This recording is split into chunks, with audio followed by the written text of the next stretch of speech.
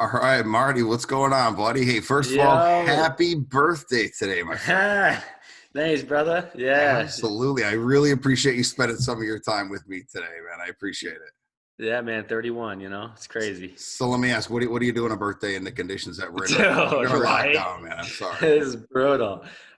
There's really you're looking at it, you know what I mean? Like Yeah.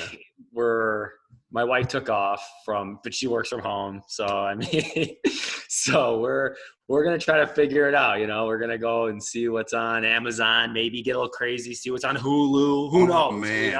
Yeah, it could get wild. So just yeah, so far so good though for a birthday. That's all right, man. You guys are holding tight, though, staying safe, staying healthy. Yeah, man, we're doing good. We actually we did our first kind of like social distance get together Okay. with some friends, so that was fun. This is getting hard though for It's me awkward. yeah, well, it's awkward because we've done a few like drive by birthdays where you don't really get to hug the people or Sure. nothing, and so that's hard. I'm Italian, and I like to Yeah. get right up in your grill, Sure. if I can. So Oh, absolutely, man. I'm staying 6 feet away from my mother. I haven't hugged her in 2 months, and I know. it's Me driving me neither. Right. crazy every time I I see her. bet, man. It's like, Mom, I can just smell you. I just, I know it's hard. It's really, yeah, really difficult. it's tough. It is, It's man. tough. But that's why we're trying to stay busy, right? Trying to at least stay Yeah. productive, keep moving forward. So, Marty, tell us a little bit about yourself. How'd you get into real estate? What are you doing now? Sounds good. Yeah. So my name is Marty Grisani, and I'm one of the owners of Suplex Properties here in Rochester, and we're pretty much a full service property managing and flipping, wholesaling company. And I got started in this probably about 2015 is when we first got started, my partner Matt McGuckin and I. And that started with just one single family, started with just wanting to get into it, a lot of education, a lot of bigger pockets. And, we did that first deal, and then we just kind of it snowballed to, we have 30 now, 30 units. And so far so good. It's been a wild ride so far. Do you guys do your own management? Sorry. Yes, we do. We do Right. our own management, which everyone tells you not to do, right? And they tell you, try to use your time to find more deals and then have somebody manage them for you. But we manage them, and we prefer it that way. Well, I mean, I think if you have the systems in place that allow you to manage your property while still work the other aspects of your business, I think that's a win-win. I think what happens is people get, hung up under that one property and trying to manage them themselves. And, but I mean, a couple of people that I talked to initially when I got my first single family, said some of my best clients are the people that thought they'd manage their own property, and it's not that hard with one. And to me personally, I'm a hands-on learner. So Sure. I figured if nothing else, I wanted to know what I should expect of somebody should I eventually need to hire somebody. Sure. Yeah. I'm with you there. I enjoy to kind of get the aspect of who I'm going to put in that house. And we did the work ourselves. So we had a bit of a personal attachment to who was going to go in there and do that. Yes. Live in the house, and were they going to take care of it like we hoped they were going to? And, right. But it's for a management company with 30 doors that you guys now manage.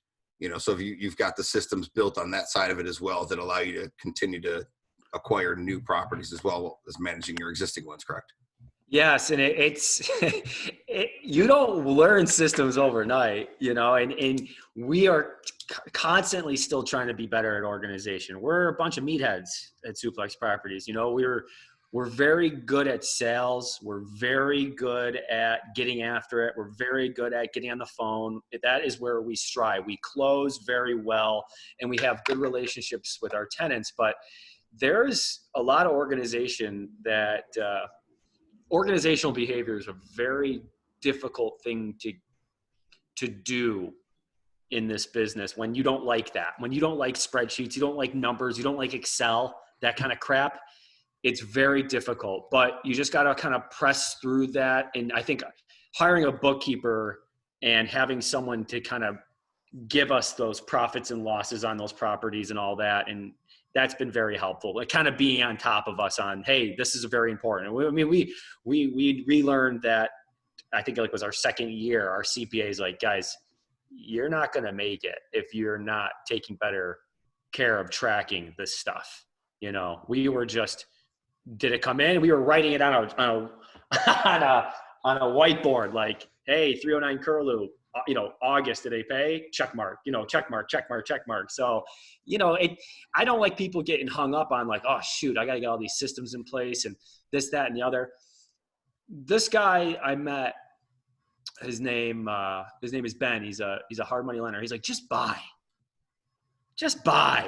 You're going to figure it out. You know what I mean? Just buy the properties. You're going to figure it out. And I go down that thought process is Okay. just, we'll figure it out. You know what I mean? We'll figure it out.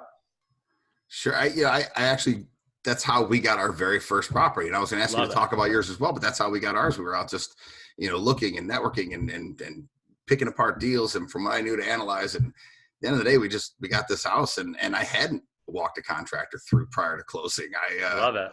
I mean, this is not a nice house. I mean, it was, built in 1958. I don't think it's been touched since. Yeah. I mean, it took us a whole year to do it. And I'm sure people on this podcast can get tired of me complaining about that. But it was one of those things where I told my wife, I'm like, what's the worst that could actually happen here? Right. I'm like, we own a house. We got to do some remodeling. I mean, we'll figure it out. We have time and that's what it is. So I like this Ben guy's probably my type of dude, I guess. It sounds like. Yeah. Yeah. And yours turned out great. Yeah, thank you. You did see the final outcome of that. So it took us a while, but we were great. very proud of it. And it does work. All the math work. I burned it. So I got my money back out of it. Great. And I'm just kind of sitting, waiting and seeing what's next. Are you kind of happy it didn't sell? Or did you not want it to sell it? Or what? Because I know you were flipping it, right? Yeah, I think over that year of rehabbing it, I went back and forth, and I think one of the things that did teach me is learning up front that you need to have maybe more than one exit strategy on any given deal. Right. I felt like I did have that. I had an opportunity where the market did bear a certain price for the house. Unfortunately, I feel like the location of the house is what stopped us from selling it. But I had initially bought it to be buy and hold. I mean, that was, I think I was getting people from outside telling me, this is too nice. You didn't make this a rental. You made this, you should sell it. Well, the market told me I was going to keep it and rent it. Right. And again, it cash flows nicely. I've got fantastic tenants in there and I love it. So it works out. And worst case is I have a single family house now. And again, I was able to burr that. So I did refinance the cash out and that's, just looking for that next deal to go put it into. And that's the reality is it works out. Sure, if you really if you care enough and you have some sort of plan and obviously you take it very seriously, it will work out. If you truly care and you take it seriously and it's something that you think about and it's something that is very important to you, it will be figured out. Yeah, absolutely. My ultimate goal is really to do what you did. I mean, you were able to, and I watched it. I mean, you were the very first person I had actually met on the ground when I started this. We walked through that one property and you were the guy that I met, and it was interesting because that really got my foot in the door and you were the first person that I tried to sound like I knew what I was talking about. Like I knew what I was talking about with you. And I don't want to have that big newbie vibe with you, but you were very cool on how you handled yourself with that. And, I didn't end up purchasing that house, but that's how long, that was probably about a year from the time I walked through that house to the time I ended up getting the property that I ended up getting. But how great is that? You taking the action and kind of meeting, you didn't want to, it's uncomfortable going in there, meeting somebody and you're not really sure exactly.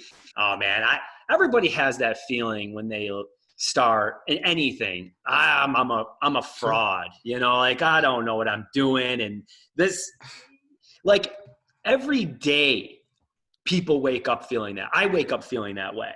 You know what I mean? Every single day you have to, it's like your human body, it's like your human nature saying, yo, that's unsafe, right? Yeah. You want to be safe. Safe is not buying property, No, safe, that's not safe. Safe is no. working a 9 to 5 and Having one mortgage.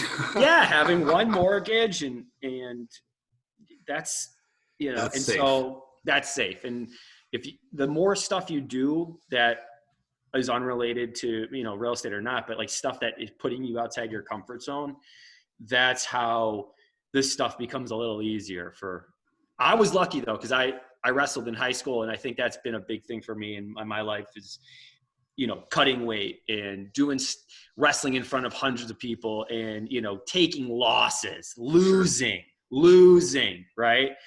But, getting better from that because that's uncomfortable, continually showing up and being a one-on-one because your life's like a one-on-one kind of thing. Your family's there, yeah, but no one really knows how much of a struggle sometimes this can be for an individual, Oh, guy or girl. 100%. 100%. Absolutely. I mean, self-confidence is limiting beliefs, right? I mean, Yes, limiting limiting beliefs. beliefs. That's it. I mean, that Mm-hmm. has blown my mind. I have so many of them, and I always have. I mean, since I Yeah, was in school, I've never seen myself the way that I feel like others around me see me, and yeah, I don't agree with that. But it's yeah. How about school? And I mean, school is where the limiting beliefs happen. I mean, yeah, I freaking was in a like lower reading class, which probably deserved, right? I probably wasn't great at reading, but once you're in that resource slash, whatever it is, like that yeah, class where you're in a group full of people who can't read as well, you are now a person who thinks that you can't read well, sure. I right? mean, Or you're stupid, right? Is not what they're saying, but like that's how you feel about yourself. Like, so that shit you got to destroy in anytime I ever felt like this guy's better than me. And a lot of that happens, and that's what limits your belief and makes you feel like you can't do anything. And then it's just a perpetual, so you got to try to get out of that funk. And I think the way to get out of it is just through personal development. I was going to say education, right? I mean, that's the Yeah. biggest thing. I mean, knowledge is some of the power. Yeah. And that was for me. I mean, I talk about this, the disc profile, right? And I'm a high C. So I sometimes can get caught in just overanalyzing. And I miss some of the just simple ways of looking at things. Um, that's how I am. So, but education to me was, I wanted to read the books. I wanted to Yeah. follow the people. Modeling. I mean, I did understand very early that I'm not making anything up on my own. I'm not inventing anything here. I'm not reinventing the real estate investing wheel. I'm Right. just finding people that have done it, that are doing Yep. what I want to do, living a life that I want to live, and just try to model after them and follow in their footsteps, so to speak. And that's what you guys are really been very cool to share so much. And it's amazing in this community how much people are willing to share and True. give, back and forth. But they do expect you to be putting in the work and taking the action. And I Yes. respect that about the community as well. Nobody's it's not an easy free ride for anybody. Right. Yeah. And you don't want it that way. Shouldn't. You want people to kind of get in your face a bit. I love accountability. I mean, Yeah. it's a huge thing. I mean, I have a military background, right? So I mean, I'm all about it. I mean, Yeah. you're expected to do something a certain way, and if you don't, I hope there's somebody there in your face saying, "What are you doing? Yeah. Let's kick you in the butt a little bit and help you get back on track." Well, I think that, yeah, militaries, and thank you for your service. I mean, that's really the best. That's one of the best things for kind of getting you out of your comfort zone. I would imagine Sure. a lot of those things Absolutely. you did to get you out of the comfort zone. So, and that gives you confidence to go back and say, well, listen, I did this, this, and this. I can do that. Yeah, I mean, in the military, if you don't get to have a comfort zone unless they issue you one. Yeah, that's awesome, man. That's great. Yeah, that's great.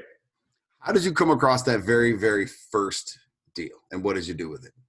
Yeah, so the first deal is I worked at CGI Communications, and that's where I met my partner, Matt.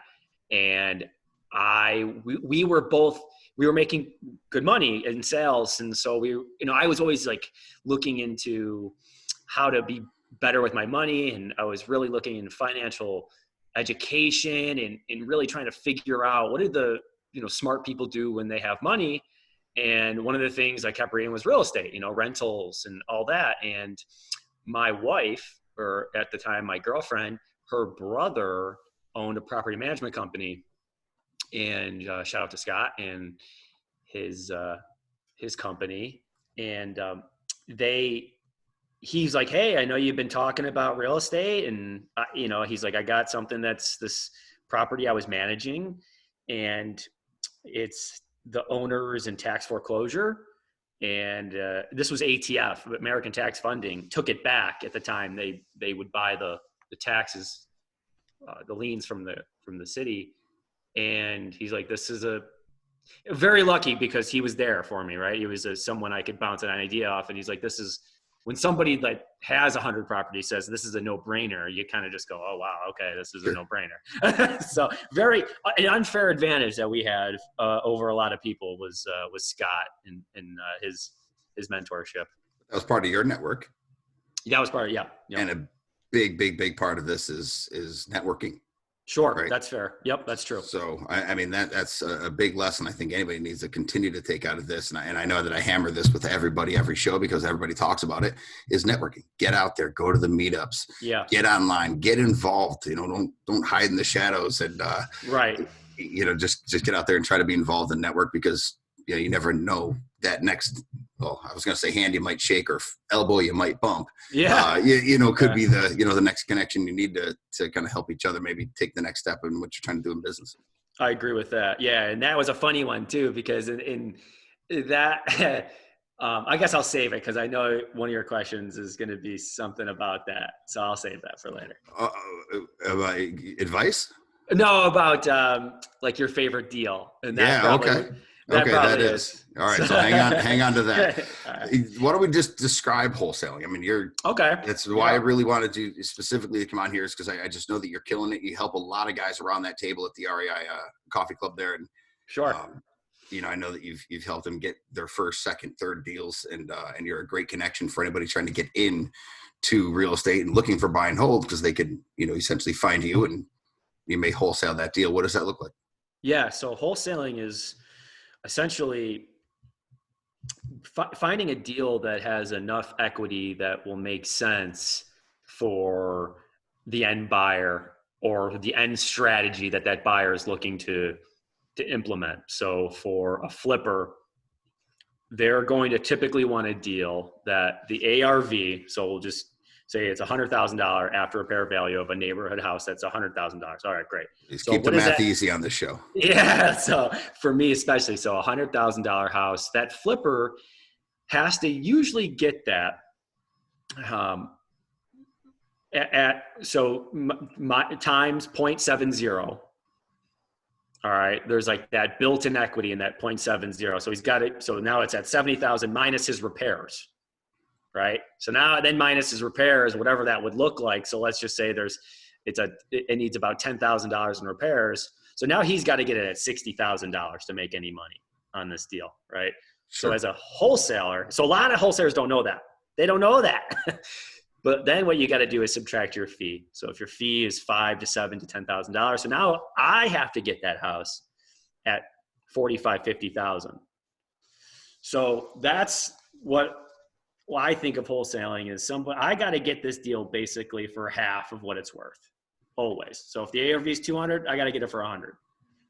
And that's what you want to be doing, is you want to know who's my buyer and what do they want. So a Matt Druin is going to probably want to do a BRRRR, some sort of strategy like that, but maybe a Brett Iwanowitz is going to want to flip it. So depending on the strategy of my buyer, I'm going to have to figure out the math and what's going to be the best for them, because it's about them. It's about the buyer, and it's about the seller I'm helping, right? So I'm just solving the problem, which is another element to wholesaling, is solving the problem for my buyer who's looking for a deal and my seller who's in trouble. Because obviously when you're wholesaling, it's typically there is a motivation for someone to sell. And those are the best deals, when there's motivation. I'm not trying to make a deal. The deal's there. I'm just trying to solve the problem and connect that seller with that buyer. All right. So there's probably more to it than I think a lot of people understand. I mean, because like you said, you're working something out with acquiring the home one way or another, for whatever reason that might be. Yeah. You got to dig in and find out. And you're probably not the only person that's either sent a letter, made a phone call, knocked on their door. Yep. So something's got to set you apart. Yeah. And it's probably honesty. I think is one of them is just literally being open with that seller and letting them know, I, I may do things a little differently. I may say, hey, I might not be your best option. Have you tried A, B, and C yet? And that can really set you apart is if you're literally, I'm serious. If you're literally trying to help the seller, you're going to get a lot more deals because they're going to just see right through all the crap that everyone else has been saying to them and say, you know what, Marty's actually trying to help us. And they might take one of my suggestions to explore something that's not going to help me, right? But when they explore that and realize that's not an option for them, they're going to come back to me and they're going to trust me. Or was the worst that can happen is you gave them some good advice. Or it does help them. And that's the best is when that happens. And you've built a relationship with somebody. I mean, that's. And then they're going to have a buddy who goes, hey, I was in a situation kind of like that. It worked out for me because X, Y, Z, but this doesn't sound like a situation that you have. So I would talk to Marty or I would talk to Matt. Yeah. So if you just go at it trying to help people, it's going to work out in the end. It does. It always does. And you're going to get more deals because of it, because of karma. You know, and that's just the way it's going to work out for you. If you try to hit a home run on every deal, it's not going to work out. But if you try to help somebody and you try to hit a few singles, you're going to have a long career. There you go. Small ball. It is, man. Slow and steady, because then that home run does come and then you're ready for it. And then you don't have, it's a lot. This is a very, very tough business. Wholesaling, I wouldn't just start wholesaling. Thank God I didn't just start wholesaling. I'd be out of the business by now. You know, I think why I'm better at this. I'm not great at it, but because I did rentals first and then I did flipping and now we're doing wholesaling. So I know what buyers want. I know what people are looking for. And I'm not trying to come to you with like just something that's not a deal, because that's wasting my time, and then it's going to waste your time, which is even worse. So there's a lot of that out there, isn't there? Oh my God! Because people start wholesaling. I would never just start by wholesaling because it really is one of the hardest things to do. Well, yeah, just based on your description. I mean, that's to me. I think people think they're going to come in, they're going to, you know, knock on a couple doors, get a couple houses under contract, go make 10 grand. And you know, life is good. And then obviously based on your description, I mean, you're working out multiple aspects of a deal and multiple deals within a deal, right? I mean, because you've got the purchase, you've got whatever holding you're doing or just wholesaling it right over, but then you've got to almost figure out the flipper's deal for them, even to approach them with it. Absolutely. Yeah. It's a lot of research. It's a lot of solving problems. It really is. It's just figuring out what that person wants and what their goals are and then helping the seller and trying to be that, just trying to be that person who can make it happen for them both. I believe in karma. I think putting good stuff out in the universe, I think it does come back around. You know, I think keeping that positivity up and really, you can say what you want. I mean, whether you really want to help somebody or don't.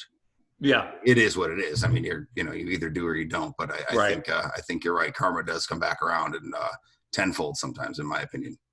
Oh yeah, I mean, it's just not worth it to screw somebody over for $5,000-$10,000, and I mean, that's just not going to, you know, that's not going to, it's not going to change your life. And if you could help them, and it really does help them, and I get hugged when we do a deal, you know, so because I'm helping that seller, so that feels good knowing I'm helping them. I'm going to make some money, and someone's going to be able to take that distressed property 9 times out of 10. And make it into something nice for another family. I mean, it's really it's a great cycle, I think. Yeah, I was gonna say you play an important part of that chain, you know, all the way through. All right, man, here it is. Tell me about your favorite deal. Favorite deal was the first deal, which was a house 309 Curlew Street. Still have it. And You still own that today? still own it today. Okay. And what happened was, so we bought it from American Tax Funding for $28,000. And so why I love it is because we learned a lot. And the first thing we learned is that when you're buying something from foreclosure, whether it's a foreclosure auction or a tax auction, you have to pay that in cash. That's a cash deal. That's not, you get a mortgage and then you buy it. So the whole time we were under the impression, we were looking up like, dude, a mortgage on this thing's like $100. It's like nothing, man. It's like, cause we're like, all right, 20% down on 28,000. Like we can do that. That's no problem. The day before closing, our attorney calls us, who's like a high school buddy. And he goes, no, idiots, you have to pay the whole $28,000. And we were like, whoa. So where'd you find this property? My brother-in-law was managing it for an owner, but the owner wasn't paying his taxes. My brother-in-law finds that it's on American Tax Funding's website, and that's where he goes, hey, this would be a good property. The tenant's good. So, and the property's in decent condition. So it's. So are you on a courthouse steps or are you online? No, this is online. Yeah, this is online. All right. So you raise your hand online. You say, yes, we want this house. It's like pretty much $100 mortgge. We can do this. And, yeah. Yeah, pretty much. And then, obviously it's New York, so things take a long time, but then, 30, 40 days later, it's closing time. And the next day we're at the table and, listening to Bigger Pockets and all that, all they ever say is, you don't want to ever have a bad reputation of not being able to close. Right. And that was a big thing and it still is. There's not one deal that, even when we know it's not a good, even that's how we're kind of hard at it, because we know we're going to push through and make it work every time. But there'll be times when we're like, man, are we going to do this? And we're like, you got to do it. We already told them, we already signed a contract and we already shook a hand. So we know that means we're going to close. We've closed on every single deal that we've ever put under contract. It's an impressive track record. So thank you. But yeah, so we just go, all right, I didn't have 28 grand, but I had half, or I had like 20 of it. And it was like all the money I ever had. I worked at where I was working, and it was all, I actually had to call the guy. I had just set up like an IRA and I put like 15,000 into that.